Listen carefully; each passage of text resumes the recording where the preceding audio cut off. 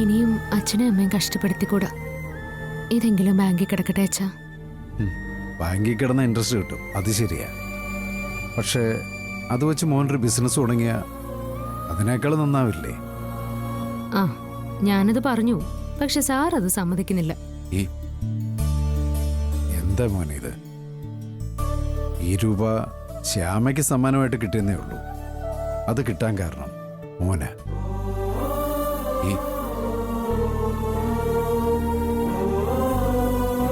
പിന്നെ ഭഗവാന്റെ അനുഗ്രഹവും.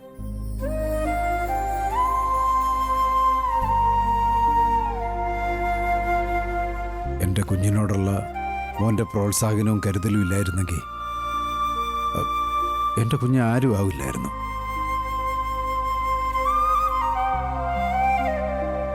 ആ ഓർമ്മയും ആ സ്നേഹവും കടപ്പാടും ഈ കുടുംബത്തിലെല്ലാവർക്കും.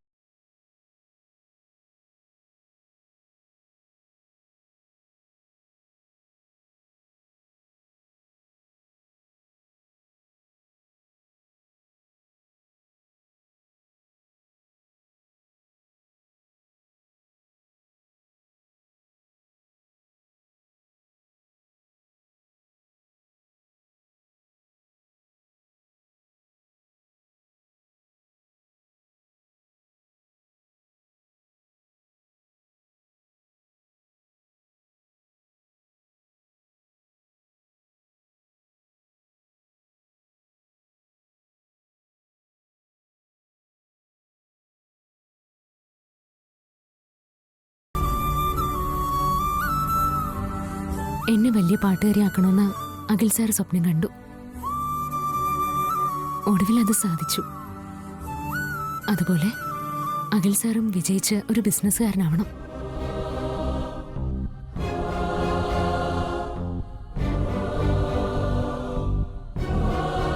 $50 ലക്ഷം നമ്മുടെ കയ്യിലുണ്ട്. അതിന് പറ്റുന്ന ഒരു ബിസിനസ് അത് ആരംഭിക്കണം.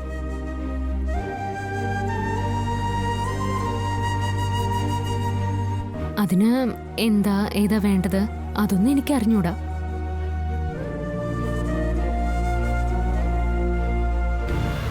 അത് സാറിന് നന്നായിട്ട് അറിയുകയും ചെയ്യാം.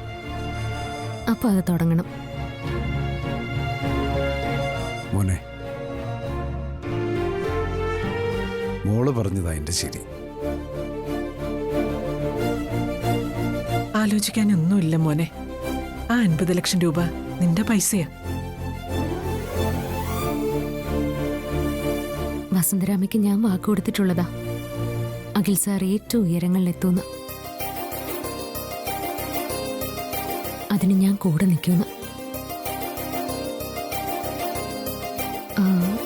വലിയ പാട്ടുകാരിയാവണമെന്നുള്ള എൻ്റെ ആഗ്രഹം സാറ് സാധിച്ചു തന്നതുപോലെ ഈ ആഗ്രഹവും സാധിച്ചായിരുന്നു. പ്ലീസ്.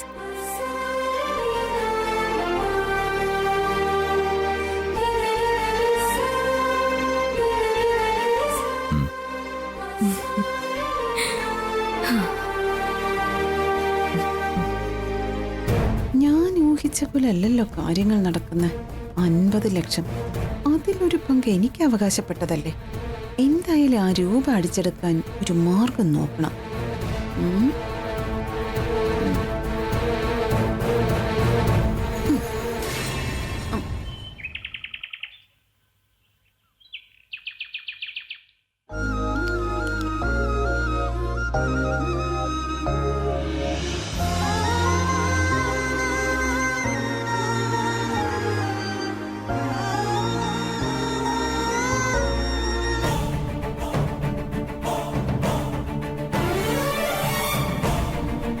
ഐസ്ക്രീം ഇഷ്ടായോ? അത് ശരി, മറ്റുള്ളവരുടെ കണ്ണ് വെട്ടിച്ച് അരുണിവളെ ഐസ്ക്രീം കഴിപ്പിക്കാണല്ലേ? ആദ്യേട്ടന്റെ അവിഹിത സന്തതിയോട് ഈ അരുൺ എന്തിനാ ഇത്ര അടുപ്പം കാണിക്കുന്നേ? അപ്പോ ഈ കുഞ്ഞിനോടുള്ള സ്നേഹം മാത്രമല്ല, മറ്റെന്തോ കാര്യമുണ്ട്.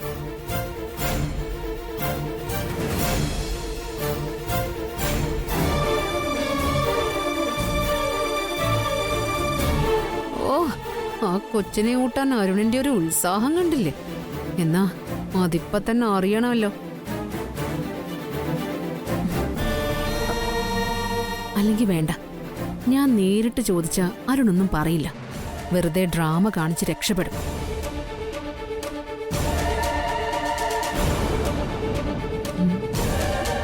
ആ, ഒരു വഴിയുണ്ട്. അമ്മയെ കൂട്ടിക്കൊണ്ടുവരണം. അതെ, അതാ നല്ലത്.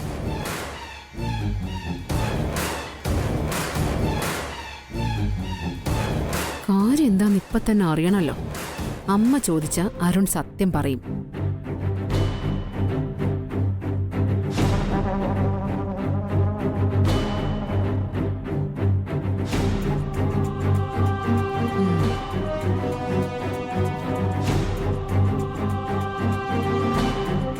അമ്മേ, അമ്മ വേഗം വന്നേ, ഒരു കാഴ്ച കാണിച്ചു തരാം. എന്താ ഐശ്വര്യ? അമ്മ വാ, ആ കാഴ്ച കണ്ട അമ്മ എല്ലാത്തിനും ഒരു തീർപ്പുണ്ടാക്കും. അമ്മ വന്നേ, വാ. എന്താ? ഇഷ്ടായോ? വാ അമ്മേ, ദേ നോക്ക്.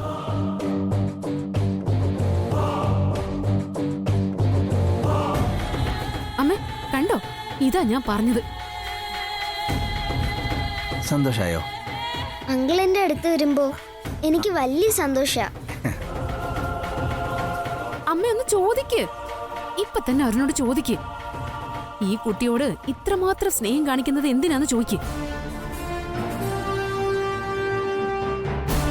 ചോദിക്കമ്മേ, അരുണിന്റെ മനസ്സിൽ എന്താണെന്ന് ചോദിച്ചറിയണോ അമ്മേ? മോളെ, എന്നാ നമുക്ക് പുറത്തു പോയാലോ?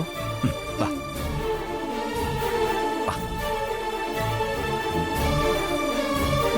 അമ്മേ കണ്ടോ, ആ സ്നേഹം കണ്ടോ, അച്ഛനെയും മോളെയും പോലെ.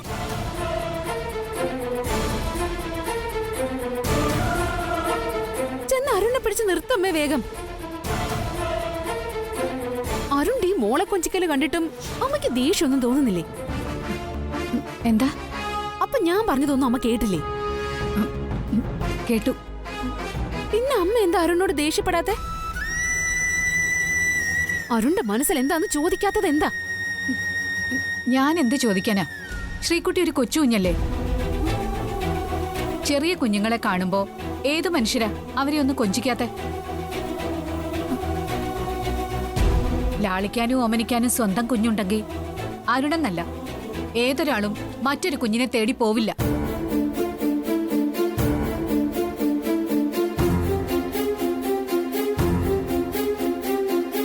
ഓ, അപ്പൊ അമ്മ എന്നെ കൈവിട്ടു. എനിക്ക് മനസ്സിലായി. ഇപ്പൊ ശ്രീകുട്ടിയെ പിരിയുന്നതില് അമ്മയ്ക്ക് വിഷമമുണ്ട്. ഇപ്പോ അമ്മ അവളുടെ പ്രിയപ്പെട്ട മുത്തശ്ശിയായിരിക്കുക. ആയിക്കോട്ടെ, ഞാൻ ഒറ്റയ്ക്ക് മതി.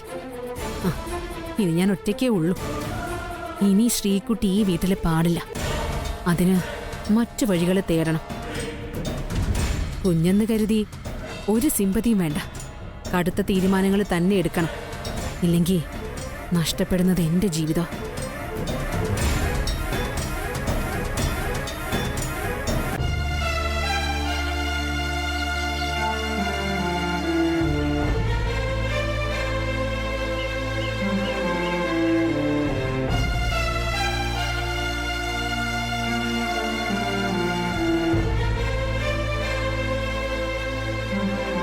സാറിനെ അച്ഛനും അമ്മയും പെട്ടെന്ന് കാണണമെന്ന് പറഞ്ഞ എന്തിനായിരിക്കും?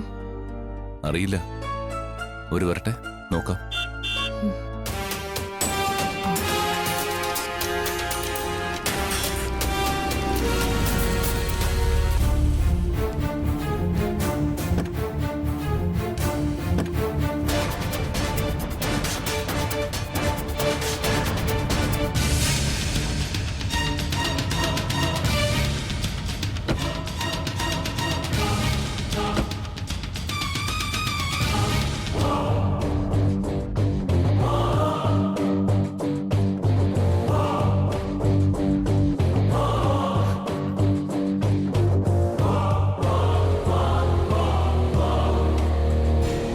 എന്താ സാർ, എന്താ പെട്ടെന്ന് കാണണമെന്ന് പറഞ്ഞേ?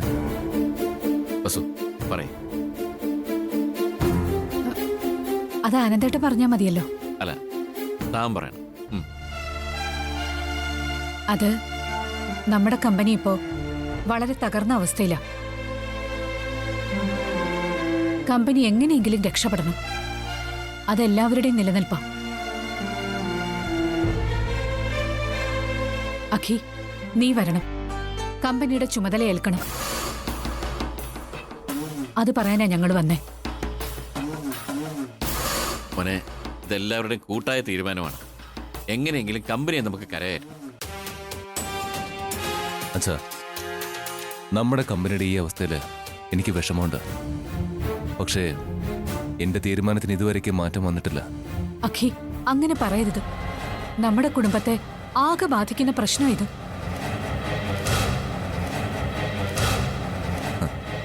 ഇത്ര നാൾ ഞാൻ പറഞ്ഞത് അമ്മ ശ്യാമയെ വീട്ടിലേക്ക് വിളിച്ച ഞാനും വരുമെന്ന്. ഇപ്പൊ ഞാനത് തിരുത്തി. എനിക്കും ശ്യാമയ്ക്കും ഇനി ഞങ്ങളുടെ വഴി, അത് മതി. ഞാനും ശ്യാമയും ഒരു ബിസിനസ് തുടങ്ങുന്നതിനെ കുറിച്ചുള്ള ആലോചനയിലായിരുന്നു. എന്ത് തുടങ്ങണം, ഏത് ബിസിനസ് വേണമെന്നുള്ള കാര്യത്തില് ഇതുവരെ തീരുമാനമായില്ല. ഇപ്പോ അതിനൊരു ക്ലാരിറ്റി വന്നു.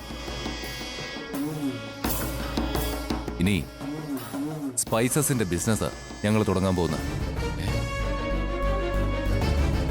അതാണല്ലോ നമ്മുടെ കമ്പനി ചെയ്യുന്ന ബിസിനസ്. അതെ, അതുകൊണ്ട് ആ ബിസിനസ് തന്നെ ഞാനും ശ്യാമയും തുടങ്ങുന്ന. നിങ്ങളെല്ലാരും കൂടി വൈസ് ചെയർപേഴ്സണാക്കി ഇരുത്തിയ ഐശ്വര്യയുടെ പിടിപ്പുകേട ആ കമ്പനിയുടെ തകർച്ചയ്ക്ക് കാരണം. ആ സ്ഥാനത്ത് നിന്നും നിങ്ങൾ പിടിച്ചിറക്കി വിട്ട ശ്യാമയില്ലേ, ആ ആളായിരിക്കും പുതിയ കമ്പനിയുടെ ചെയർപേഴ്സൺ.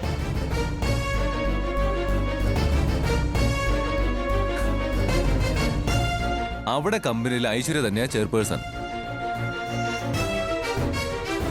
ഞങ്ങളുടെ കമ്പനിയിലെ ആ സ്ഥാനത്ത് ശ്യാമ. ഏത് കമ്പനിയാ പുരോഗമിക്കുന്നതെന്ന് നമുക്ക് നോക്കാം. നിങ്ങൾ രണ്ടാളും കൂടി എന്നെ വെല്ലുവിളിക്കുകയാണോ? അതെ, സർ, ഇതൊരു വെല്ലുവിളിയായിട്ട് തോന്നുന്നുണ്ടെങ്കിൽ അങ്ങനെ തന്നെ എടുക്കാം. ശരി, എന്നാൽ ഒടുവിൽ ആരാ ജയിക്കുന്നതെന്ന് നമുക്ക് കാണാം. അതറിയാനൊന്നുമില്ല. ജയിക്കുന്നത് ഞാനും ശ്യാമയാ. ആരാ നിന്നെ കൊണ്ട് ഇതൊക്കെ പറയിക്കുന്നതെന്ന് എനിക്കറിയാം.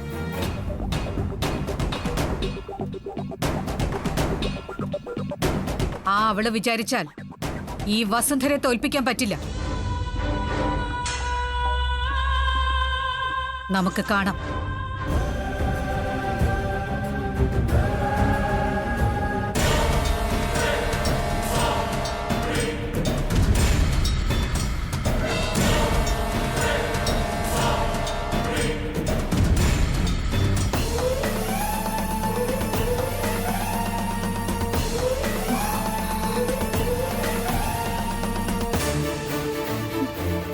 അച്ഛൻ ചെന്നോളൂ.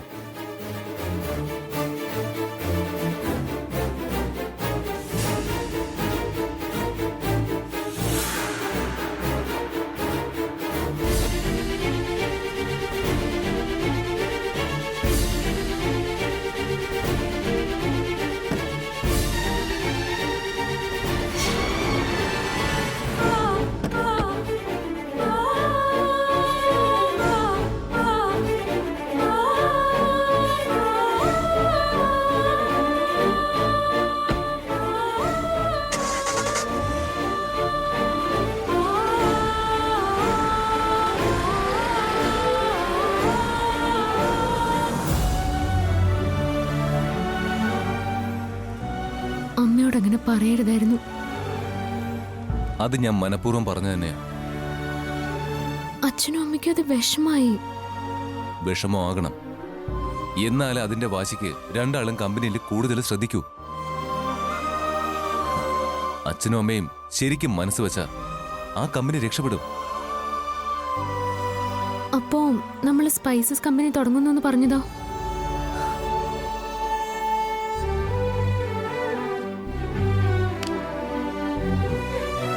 ആ ബിസിനസ്സിലാണ് എനിക്ക് കൂടുതൽ എക്സ്പീരിയൻസ്. അപ്പോൾ വിജയസാധ്യതയും കൂടുതലാണ്. അപ്പൊ നമ്മൾ അമ്മയായിട്ട് മത്സരാവില്ലേ? മത്സരം വരണം, അപ്പോൾ ആ കമ്പനി രക്ഷപ്പെടും. അത് മാത്രമല്ല, ഇനി ഐശ്വര്യടുത്ത് ഭരിച്ച ആ കമ്പനിക്ക് എന്തെങ്കിലും പറ്റിയാലും അച്ഛനെയും അമ്മയും എല്ലാവരെയും രക്ഷിക്കാൻ നമ്മുടെ കമ്പനി കൊണ്ട് നമ്മൾക്ക് രണ്ടാൾക്കും കഴിയണം. ഞാൻ ഇത്രത്തോളം ചിന്തിച്ചില്ല. ഞാൻ ശരിക്കും ചിന്തിച്ചിട്ടേന് അതെല്ലാം പറഞ്ഞത്. അച്ഛനെയും അമ്മയും ആരെയും നമുക്ക് കൈവിട്ടൂടാ. കേറ്.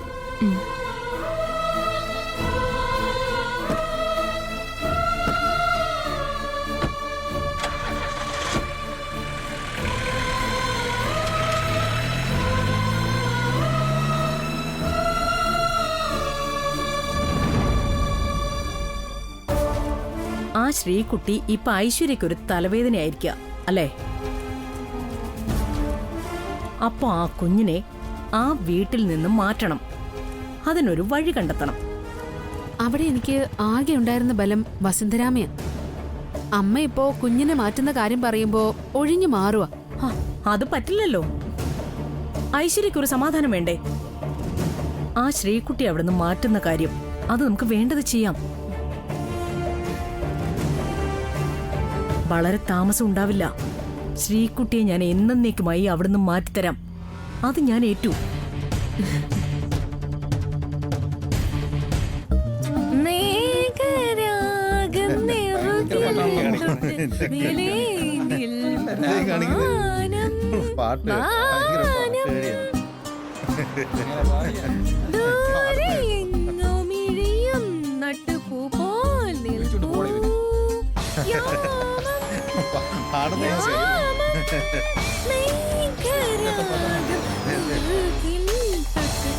ഞാനേ ശ്യാമയാ. വിസ്മയ്ക്ക് വേണ്ടി എല്ലാ പാട്ടും പാടിയത് ഞാനാ.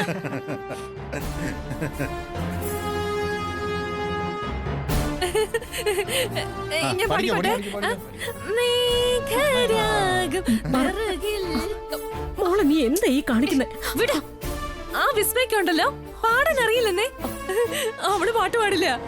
ഞാനാ ശ്യാമ. ഞാനാ പാട്ട് പാടുന്നേ. വരാനാ പറഞ്ഞത്. ഞാനൊരു ഗായിക. എനിക്ക് പാടണം. എന്നെ വിട്. എനിക്ക് പാട്ട് പാടണം. വിട്. എനിക്ക് പാടണമെന്നല്ലേ പറഞ്ഞേ. എന്നെ വിട്. എന്റെ ആരാധകർ ഇതല്ല. ഞാൻ ശ്യാമയാ. എനിക്ക് പാടണം. മോളെ വന്നേ. എന്നെ വിട്. അമ്മ പറയുന്നത് പറഞ്ഞു വിട്. വാ ഇങ്ങോട്ട്. വരാൻ. വാ മോളെ. ഞാൻ പിന്നെ പാടാവേ. തീർന്നില്ലായിരുന്നു. വാ മോളെ. വിസ്മയ, എനിക്ക് പാട്ട് പാടണം. ആരാണല്ലേ പറഞ്ഞു? എനിക്ക് പാടണം. ഞാൻ എങ്ങനെ വളർത്തിയത് എന്റെ മോളെ. ഇപ്പൊ കണ്ടില്ലേ, എല്ലാവരാലും പരിഹസിക്കപ്പെട്ട് എന്റെ മോള്. ഞാനിനി എന്താ ചെയ്യ ഐശ്വര്യ? അരുന്ധതി, ഇനി ഒന്നും ആലോചിക്കണ്ട. വിസ്മയെ നല്ലൊരു സൈക്കാട്രിസ്റ്റിനെ കാണിക്കണം. ഞാനൊന്ന് അന്വേഷിക്കട്ടെ. സിറ്റിയിലെ നല്ലൊരു ഡോക്ടറെ നമുക്കിവളെ ഇപ്പൊ തന്നെ കൊണ്ടുപോയി കാണിക്കണം. അല്ലാതെ പറ്റില്ല. എന്നാലും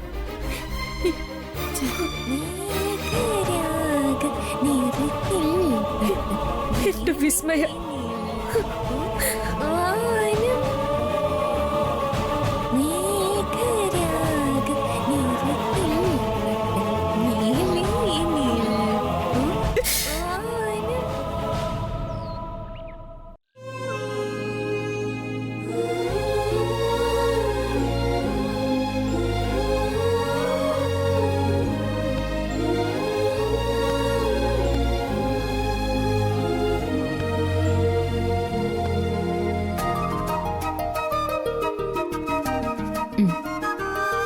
അയ്യോ, ടൗൽ എടുത്തില്ലല്ലോ.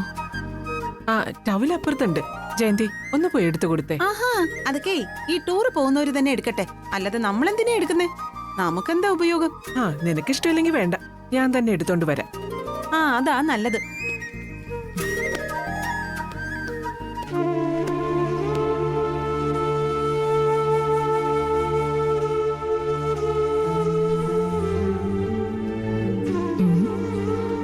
എന്താടാ എന്തു പറ്റി? ഞങ്ങൾ ബിസിനസ് ടൂറിന് പോകുന്നതിൽ നിനക്ക് പിണക്കമുണ്ടോ? ഏയ് ശ്യാമേച്ചി അഖിലേട്ടന് പോയിട്ട് വാ. ഓരോ സ്ഥലത്തെത്തുമ്പോ അവിടുത്തെ കാഴ്ചകളെല്ലാം വീഡിയോ ചെയ്ത് അയച്ചാൽ മതി. അപ്പൂന് സുഖാവട്ടെ. നമുക്ക് എല്ലാവർക്കും കൂടി വലിയൊരു ടൂർ പോവാം. എന്താ? അല്ല അപ്പൊ എന്നെ കൊണ്ടുപോവോ? അതിനെന്താ, എടുത്തേം കൊണ്ടുപോകും. അവിടെ പ്രശ്നം ഉണ്ടാക്കാൻ ഒരാൾ വേണമല്ലോ. ഡാ നിനക്ക് സുഖമില്ലാത്തോണ്ട് ഞാനൊന്നും പറയുന്നില്ല. വെറുതെ അതും ഇതും പറയല്ലേ അപ്പു. വായടച്ച് അവിടെ മിണ്ടാണ്ടിരിക്കേ. ജയന്തി, ഇത് ബിസിനസ് ആവശ്യത്തിന് വേണ്ടി പോകുന്നതാ. അതുമായിട്ട് ബന്ധപ്പെട്ട് ചിലരെ കാണണം, അത്രേ ഉള്ളൂ. പിന്നെ ഒരാഴ്ചത്തെ ടൂറാ. പച്ചക്കറി കട തൽക്കാലം ചെക്കനെ ഏൽപ്പിച്ചു. മുറ്റത്തിപ്പോ ഒരു കാറും ആയി. എടുത്തേ, ശരിയാണ്. തിരിച്ചു വരാൻ ഒരാഴ്ചയെങ്കിലും എടുക്കും. അതിനുവേണ്ടി കാർ റെന്റിനെടുത്തു. ഞാൻ കരുതിയേ നിങ്ങൾ വാങ്ങിയ കാറായിരിക്കും. ബിസിനസ് ഒക്കെ ഒന്ന് നേരെ ആവട്ടെ. സാവകാശം കാറെല്ലാം മേടിക്കാം. നിങ്ങള് കാറ് വാങ്ങിച്ചാ എനിക്കെന്താ നേട്ടം? കാർ വാങ്ങിക്കുന്നെങ്കിൽ അത് ഞങ്ങൾക്ക് മാത്രമല്ല, ഇവിടെയുള്ള നമുക്ക് എല്ലാവർക്കും കൂടിയാ. ആ എന്റെ മോളെ, ഇരിക്കുന്നതിന് മുമ്പ് കാല് നീട്ടാൻ നിൽക്കണ്ട. ആദ്യം നിങ്ങളുടെ ബിസിനസ്സൊക്കെ ഒന്ന് പച്ചപിടിക്കട്ടെ.